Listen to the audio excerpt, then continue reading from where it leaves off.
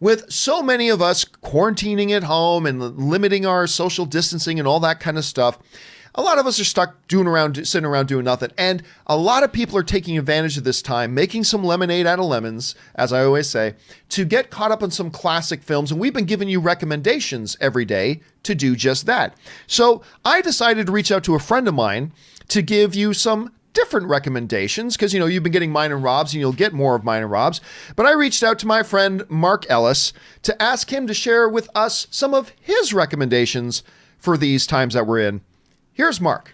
Mark, as you know yourself, being kind of sequestered away where you are right now. Everybody's kind of stuck at home right now, which has given us the opportunity to make some lemonade out of lemons and maybe get caught up on some great classic films we've never seen, or maybe some of the nice ones that just kind of flew under the radar the last couple of years. So we've been recommending films to everybody to watch at home lately. What are some gems that you would recommend to people to check out while they're at home?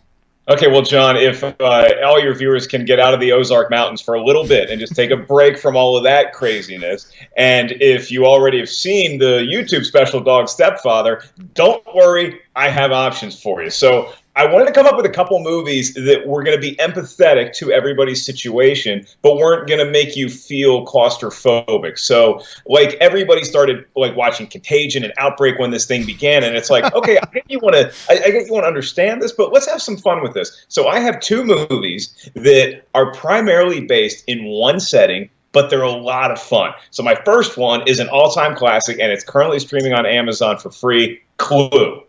So what is it about Clue that, so many people talk about Clue? Why is this one that stands out for you?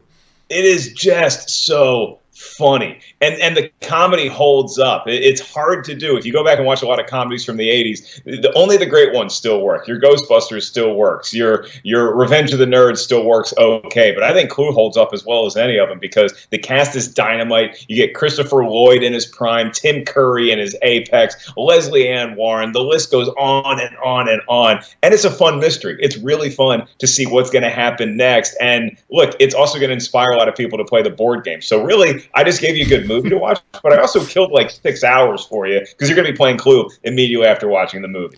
I kid you not, my wife literally has about 12 different versions of Clue, from Game of Thrones Clue, The Office Clue, The Golden Girls Clue, on and on and on. And, they're supposed to be doing a remake. They say Ryan Reynolds with his Deadpool writers are supposed to be working on a remake.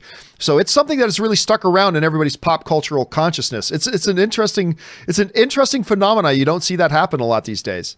If you were to do an all-time, which story keeps creeping up on Movie Talk, it would either be, is Ryan Reynolds actually going to do Clue, or it would be, is The Crow actually going to get rebooted? It'd be one of the two. Yeah, that and the 15th release date just announced for New Mutants. All right, so that's the one. It's Clue. That's a great one. What would be your second little nugget for people to watch while they're bunkered down?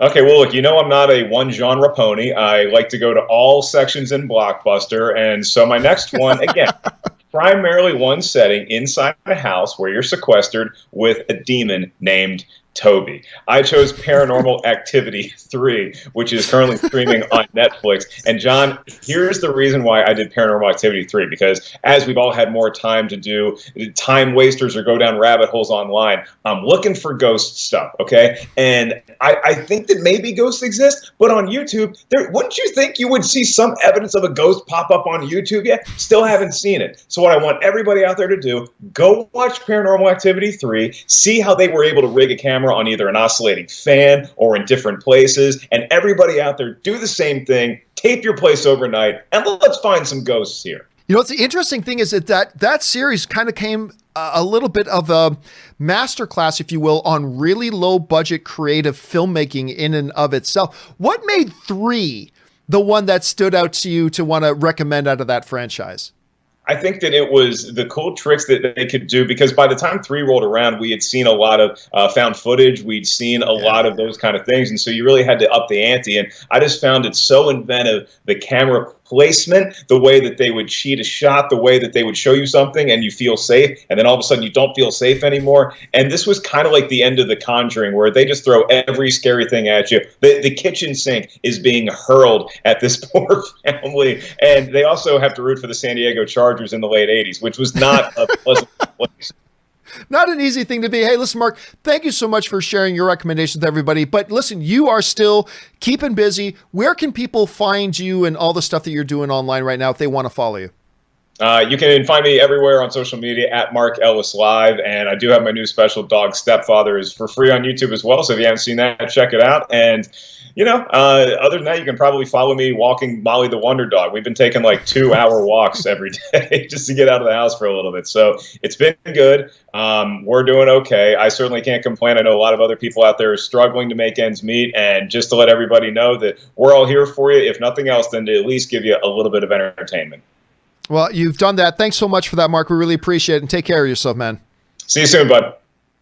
All right. That is our friend, Mark Ellis. It's always good to talk to Mark and get his recommendations as well. Make sure you go and see his comedy special that's online right now and go get caught up on that. Rob, I know you enjoyed working with Mark Ellis too, right? Like the dude, have you, and like you've seen some of his comedy before too. He's legitimately an amazing comedian. He really is, and I can't recommend Dog Stepfather enough. I think I've watched it 3 times. Yeah. And it's free, it's on YouTube, there's no excuse.